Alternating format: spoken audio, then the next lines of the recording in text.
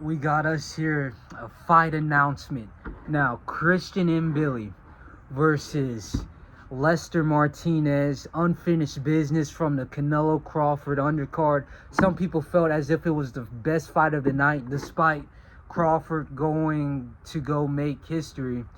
I don't know how that works, but it was an entertaining fight, very exciting. You had, in the first fight, Christian Mbilli sort of not doing anything but sticking his head down and walking forward and then doing power shots. He had a couple hooks to the body, uppercuts to the body, but nothing much more than that. And then you had Lester Martinez, which why people felt he won, throwing jabs, not angling, not moving much. They were both just moving back and forth, just like two bulls clashing heads. But Lester, on the other hand, had a more proficient jab.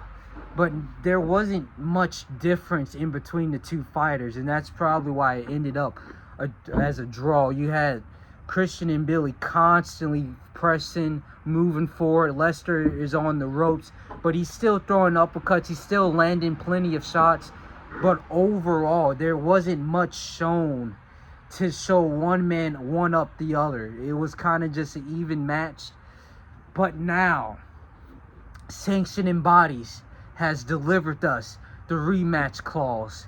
And in this second match, we have to, not me, I'm not doing anything. I'm just going to watch them get their heads knocked off. But we all are just going to watch them, see what the game plan is for the next fight. And then if I had to guess what this game plan was, when you have Coach Bomac, McIntyre or some shit? Bomac. You have Bomac, one of the most intelligent, boxers, ring IQ, despite he never been in a ring, and you can tell. But despite all that, one of the best boxing teams in existence right now. It used to be Derek James, then Ryan Garcia, Anthony Joshua, Errol Spence, Frank Martin. They all kind of ended up bad because there wasn't really much adjustments for their style. But king of them all, Coach Bomac, he has to learn, or he has to teach Martinez that if he started to angle a lot more in that Christian Mbilli fight, then he would have opened him up a lot more. Despite he landed a lot of shots, but once you're angling, you can get a clearer shot. It doesn't look like any shots to the head was affecting Mbilli that much. But if you just change it to the body, how much can a man take to the body before they start to deteriorate? And obviously you're going to have the cardio going down and whatnot. So if they can try to change the pattern, this is all horrible. 324. Let's just take us a little break, but change the pattern and move the initiative more to the body. Then that could probably start to, take away from the beast in Mbilli, because Mbilli was like a tank, just moving forward. He got the soldiers shooting back, ba ba ba ba ba. It wasn't really doing anything. So if they can go to the body, maybe he learned some angling, some footwork. Another thing I saw was, you can't really hope it all the time, but he was getting cornered a lot. Lester was getting cornered, pushed on the ropes a lot, which probably gave Mbilli a lot more rounds. So it's not a lot to change. It's pretty every boxer knows these things, but it's pretty harder to implement into the game plan when you're actually in the ring. So for Lester Martinez, it shouldn't be that hard to try to get this win.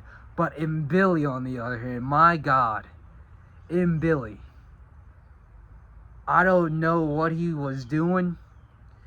Lester was just, he was like a bobblehead or some shit.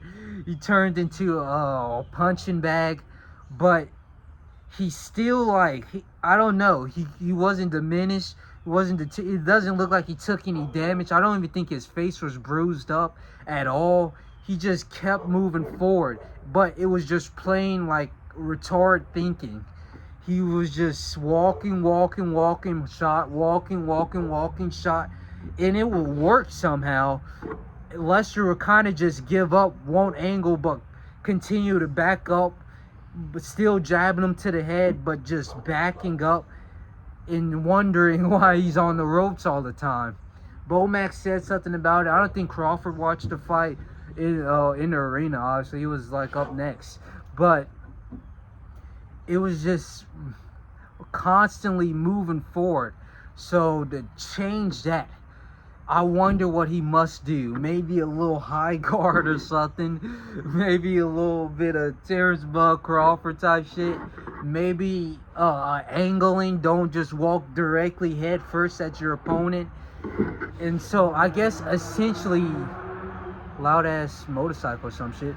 Essentially, what you need to do is angles on both sides. If they just angled, change the direction, not forward, backward, but maybe a side step, circle out of there.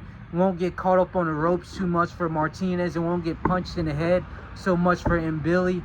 But there's not really much to say beyond that.